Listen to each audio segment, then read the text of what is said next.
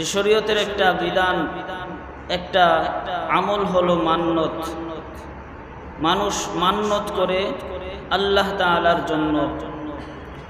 যেমন কেউ অসুবিধার মধ্যে পড়ে, কোনো বিপদের মধ্যে পড়ে, যদি কোনো মান্নত করে বলে যে আল্লাহ তাআলা যদি আমাকে এই বিপদ থেকে, এই অসুস্থতা থেকে মুক্তি করেন, তাহলে আমি আল্লাহ তাআলার জন্য 3টা রোজা রাখব, অথবা 10 রাকাত নফল নামাজ পড়ব, অথবা উমরা করব, এই জাতীয় যদি, অথবা 10 জন মিসকিনকে খাওয়াবো।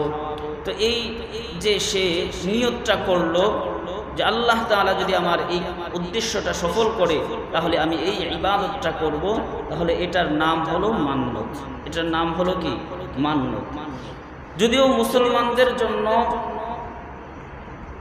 যদি সে অসুস্থ হয়ে যায় অথবা কোনো বিপদের মধ্যে পড়ে, তাহলে তার জন্য সবচেয়ে উত্তম হলো সাথে সাথে সদকা করা, অথবা রোজা রাখা শুরু করে দেওয়া, অথবা নফল নামাজ আদায় করে ফেলা।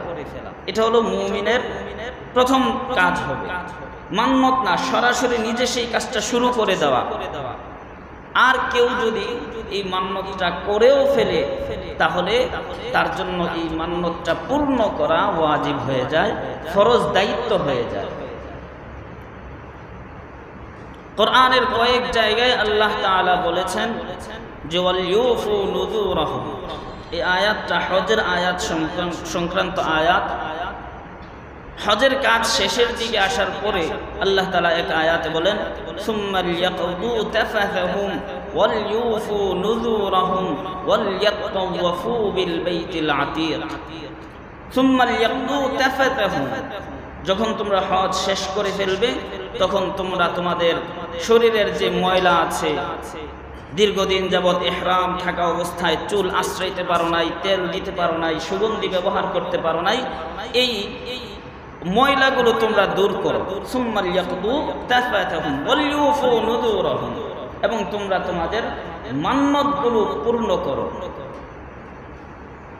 ওয়াল ইয়াতাওয়াফু বিল বাইতিল আতীক, এবং সর্বশেষ বাইতুল্লাহর জিয়ারত করে, জিয়ারতে তাওয়াফ করে তোমরা হজ শেষ করো। সূরা ইনসানের মধ্যে, অর্থাৎ সূরাতুদ দাহার 29 পারার সূরা, সেই সূরার 7 নং আয়াতে আল্লাহ তাআলা মুমিনদের কিছু গুণ উল্লেখ করছেন। তার মধ্যে একটা গুণ আল্লাহ তাআলা এটাও বলছেন, ইউফুনা বিন নাযরি ওয়া ইয়াখাফুনা ইয়াওমান কানা শাররুহু মুস্তাতীরা। আল্লাহ তাআলা বলেন ইউফুনা বিন নাযরি, জান্নাতীদের আমল, মুমিনদের আমল হলো ইউফুনা বিন নাযরি, তারা মান্নতকে পূর্ণ করে। মান্নত যদি করে তো সেই মান্নতটা পূর্ণ করে। আর ওয়া ইয়াখাফুনা ইয়াওমান কানা শাররুহু মুস্তাতীরা, মুমিনদের আরেকটা আলামত হলো, জান্নাতীদের আরেকটা আলামত হলো ইয়াখাফুনা ইয়াওমা, ওই দিনকে তারা ভয় করে, কানা শাররুহু মুস্তাতীরা, যেই দিনের অনিষ্ট হবে, যেই দিনের আযাব হবে, যেই দিনের কষ্ট হবে দীর্ঘ সময়ের, মুস্তাতীরা, লম্বা হয়ে যাবে, সেই দিনটাকে মুমিনরা, জান্নাতীরা ভয় করে। তো এখানে একটা বৈশিষ্ট্য হলো মুমিনের ইউফুনা বিন নাযরি, নজর মান্নত করলে তারা পূর্ণ করে। আরেক আয়াতের মধ্যে আল্লাহ তাআলা বলেন ওয়ামা আনফাকতুম মিন নাফাকাতিন, তোমরা যা কিছু ব্যয় করো, আও নাযারতুম মিন নাযরি, অথবা যে মান্নত তোমরা করো, ফাইন্নাল্লাহা ইয়ালামু, আল্লাহ তাআলা সেই মান্নতের ব্যাপারেও খবর রাখেন, জানেন। তোমরা যে আল্লাহর রাস্তায় ব্যয় করেছো, দিয়েছো, এটাও আল্লাহ তাআলা জানেন। তাহলে এই মান্নত করে পূর্ণ করা, এটা মুমিনের কাজ। মান্নত করে পূর্ণ করা এটা কার সিফত?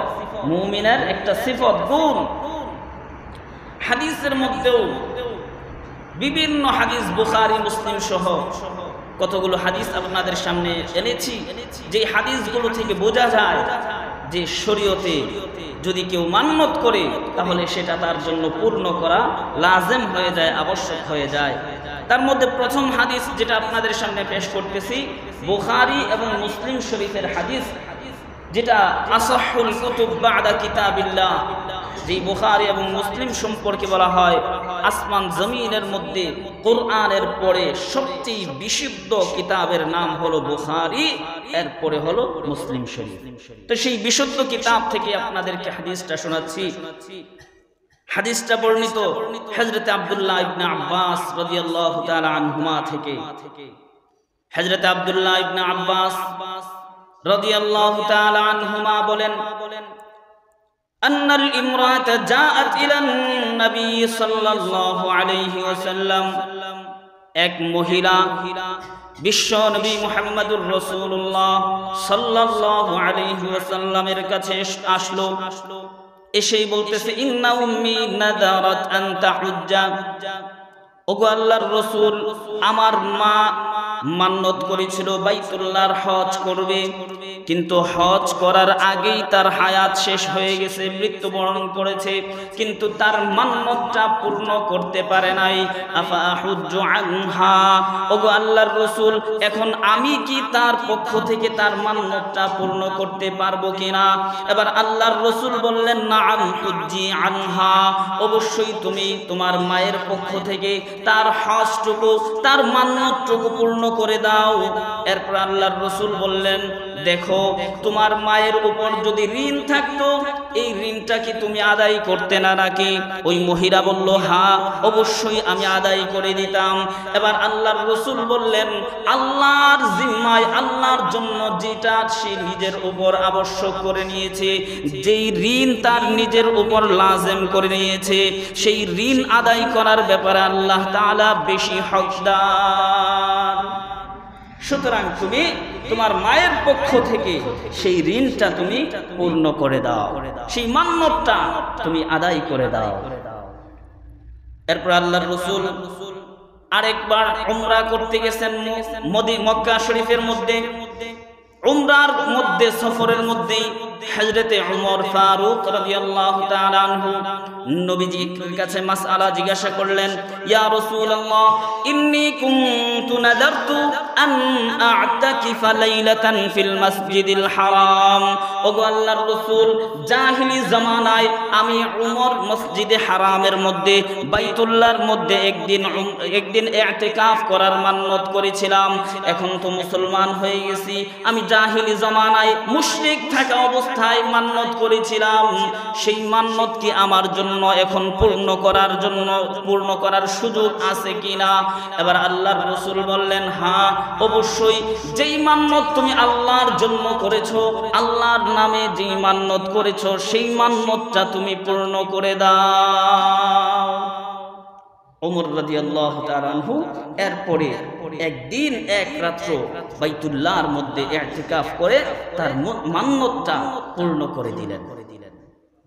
তাহলে মান্নত হবে হজ উমরা করার জন্য, মান্নত করা হবে ইতিকাফ করার জন্য, মান্নত হবে নফল নামাজ আদায় করার জন্য, মান্নত হবে এতিম গরিবকে খাবার দেওয়ার জন্য, মান্নত হবে নফল নামাজ আদায়ের জন্য, মান্নত হবে নফল রোজা রাখার জন্য।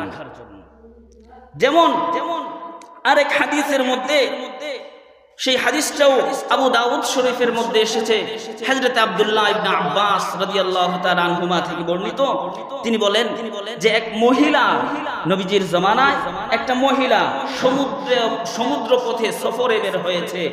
তো সমুদ্রের মধ্যে যখন বাতাস শুরু হয়ে গেছে, তখন নৌকা তো খেলা শুরু করে দিয়েছে, হেলাদোলা শুরু করে দিয়েছে। তখন ওই মহিলা এই বিপদ সংকুল মুহূর্তে সে মান্নত করলো যে আল্লাহ তাআলা যদি আমাকে এই বিপদ থেকে উদ্ধার করে নিয়ে যান, তাহলে আমি আল্লাহর জন্য, আল্লাহ তাআলাকে রাজি আর খুশি করার জন্য 1 মাস পর্যন্ত রোজা রাখবো। 1 মাস রোজা রাখার মান্নত করলো। এবার রাবি বর্ণনাকারী হযরত আব্দুল্লাহ ইবনে আব্বাস রাদিয়াল্লাহু তাআলা আনহুমা বলেন, ফানাজ্জাহা আল্লাহু ফালাম তাসুম হাত্তা মাতাত। ওই মহিলা মান্নত করেছে সমুদ্রপথে সফর অবস্থায়, সফর থেকে আল্লাহ তাআলা তাকে মুক্ত করে বাড়িতে নিয়ে আসলেন। বাড়িতে আনার পরে কিছুদিন থাকার পরেই তার মান্নত এখনো পূর্ণ করে নাই, কিন্তু তার হায়াত শেষ, সেই মহিলাটা মৃত্যুবরণ করলো। এবার সেই মহিলার মেয়ে অথবা বোন নবীজির কাছে আসলো, এসেই বলতেছে, ইয়া রাসূলুল্লাহ, আমার মা সমুদ্র পথে সফরে বের হয়েছিল আর বিপদের মধ্যে পড়ে মান্নত করেছিল, যদি আল্লাহ তাআলা সমুদ্রের বিপদ থেকে মুক্ত করে বাড়িতে নিয়ে আসেন তবে আল্লাহ তাআলাকে খুশি করার জন্য 1 মাস রোজা রাখবেন। কিন্তু তার রোজা রাখার আগেই হায়াত শেষ হয়ে গেল, তিনি আর রোজা রাখতে পারলেন না। এখন কি করার? আল্লাহর রাসূল বললেন, ঠিক আছে, তার পক্ষ থেকে তুমি 1 মাস পর্যন্ত রোজা রেখে তোমার মায়ের মান্নতটুকু তুমি পূর্ণ করে দাও। এজন্য মান্নত পূরণ করলে, কেউ যদি করে ফেলে মান্নত, তাহলে তাকে সেটা পূর্ণ করতে হবে।